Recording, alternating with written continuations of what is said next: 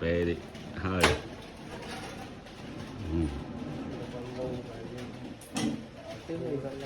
ấy tư thì ban tiêm trời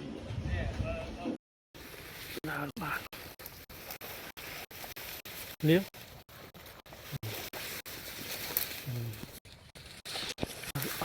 to tiếp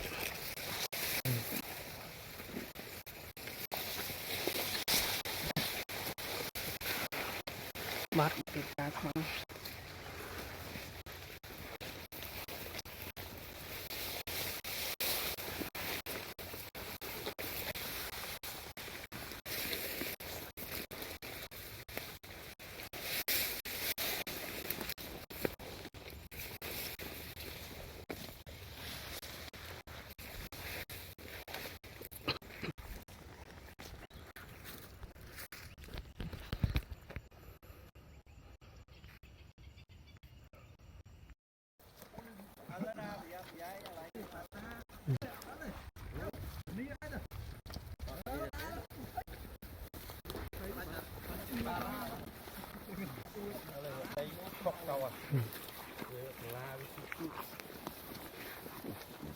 ta có được học ly non luôn rồi.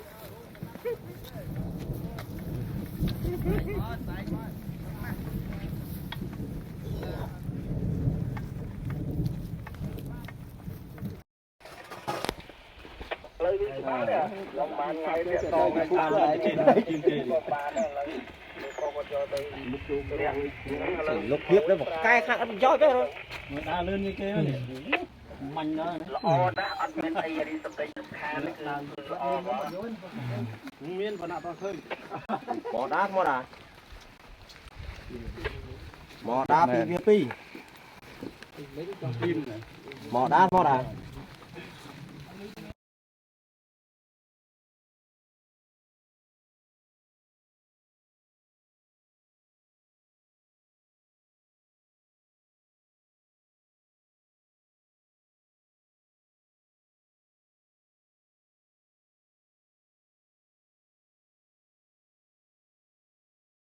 nè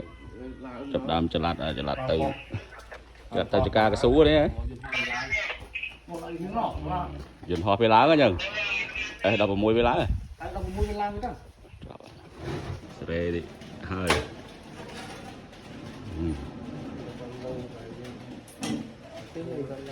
ấy tư thì ban tiêm trời